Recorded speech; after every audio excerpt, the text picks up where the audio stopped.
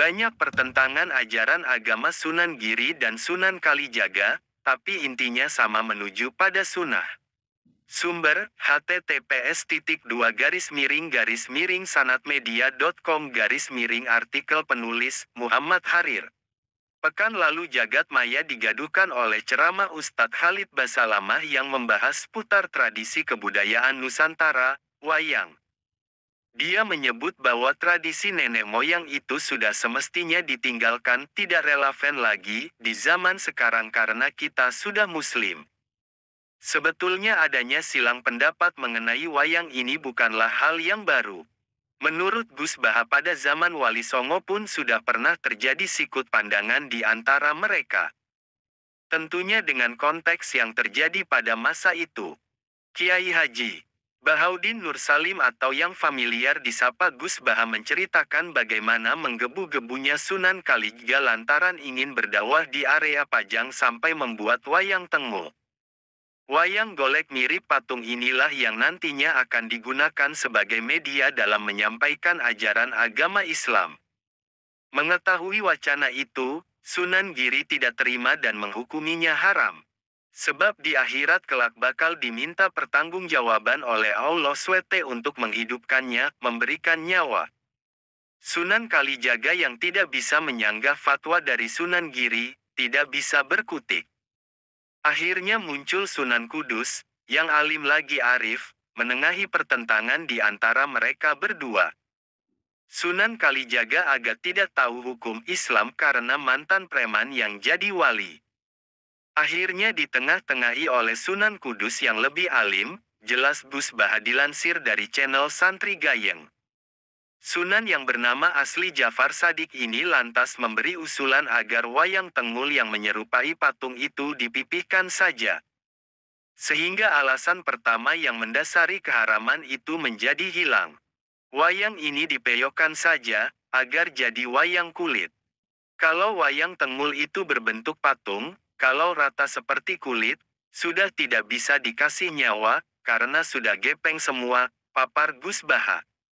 Persoalan menyiasati kondisi dan merekayasa fikih sudah berlaku sejak dulu. Maka Gus Baha berpesan agar setiap daripada kita jangan pernah meninggalkan ngaji. Karena, ketika seseorang rajin ngaji, akan semakin tambah ilmunya maka akan tambah sikap arifnya pula. Teladan Nabi dalam mendidik umat pada sesi pengajian ini Gus Baha juga mengisahkan Rasulullah sebagai figur yang meneduhkan ketika menyikapi umatnya yang nyeleneh. Al-Kisah tatkala Nabi mengimami salat, ada makmum dari orang kampung yang malah asyik ngobrol di tengah pelaksanaan salat. Usai salam tanda salat selesai, para sahabat mempertanyakan keabsahan sholat dari kedua makmum ini dan meminta diulangi lagi. Wahai Rasulullah, masak iya sholat kok malah asyik ngobrol? Protes para sahabat. Sebagai sosok yang cerdas dan bijaksana, Nabi Muhammad kemudian menggandeng tangan kedua makmum tersebut, menepi sebentar di tempat lain dan menasihatinya. Tanpa membentak dan memasang rona muka garang.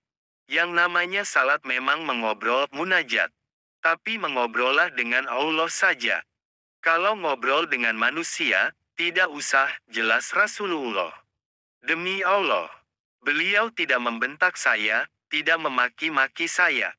Rasulullah hanya mengatakan bahwa salat itu munajat, sehingga tidak sepatutnya dicampuri omongan dengan manusia, kesan orang kampung setelah dinasihati Nabi.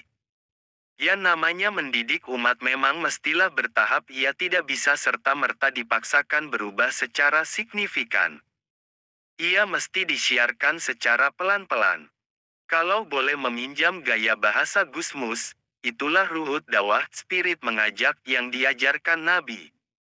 Dilandasi lemah lembut dan kasih sayang. Banyak pertentangan ajaran agama Sunan Giri dan Sunan Kalijaga, tapi intinya sama menuju pada sunnah. Sumber, https://sanatmedia.com/, artikel penulis, Muhammad Harir. Pekan lalu jagat maya digaduhkan oleh ceramah Ustadz Khalid Basalamah yang membahas putar tradisi kebudayaan Nusantara, wayang. Dia menyebut bahwa tradisi nenek moyang itu sudah semestinya ditinggalkan, tidak relevan lagi di zaman sekarang karena kita sudah muslim. Sebetulnya adanya silang pendapat mengenai wayang ini bukanlah hal yang baru. Menurut Gus Baha pada zaman Wali Songo pun sudah pernah terjadi sikut pandangan di antara mereka. Tentunya dengan konteks yang terjadi pada masa itu. Kiai Haji Bahaudin Nur Salim atau yang familiar disapa Gus Baha menceritakan bagaimana menggebu-gebunya Sunan Kalijaga lantaran ingin berdakwah di area Pajang sampai membuat wayang tengu. Wayang golek mirip patung inilah yang nantinya akan digunakan sebagai media dalam menyampaikan ajaran agama Islam. Mengetahui wacana itu, Sunan Giri tidak terima dan menghukuminya haram. Sebab di akhirat kelak bakal diminta pertanggungjawaban oleh Allah SWT untuk menghidupkannya, memberikan nyawa. Sunan Kalijaga yang tidak bisa menyanggah fatwa dari Sunan Giri, tidak bisa berkutik. Akhirnya muncul Sunan Kudus, yang alim lagi arif, menengahi pertentangan di antara mereka berdua. Sunan Kalijaga agak tidak tahu hukum Islam karena mantan preman yang jadi wali. Akhirnya ditengah-tengahi oleh Sunan Kudus yang lebih alim, jelas Gus Baha dilansir dari channel Santri Gayeng.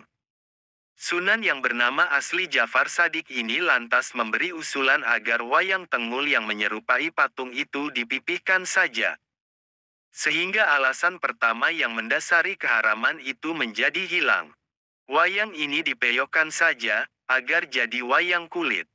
Kalau wayang tengul itu berbentuk patung, kalau rata seperti kulit, sudah tidak bisa dikasih nyawa, karena sudah gepeng semua, papar Gus Baha. Persoalan menyiasati kondisi dan merekayasa fikih sudah berlaku sejak dulu. Maka Gus Baha berpesan agar setiap daripada kita jangan pernah meninggalkan ngaji. Karena, ketika seseorang rajin ngaji, akan semakin tambah ilmunya maka akan tambah sikap arifnya pula.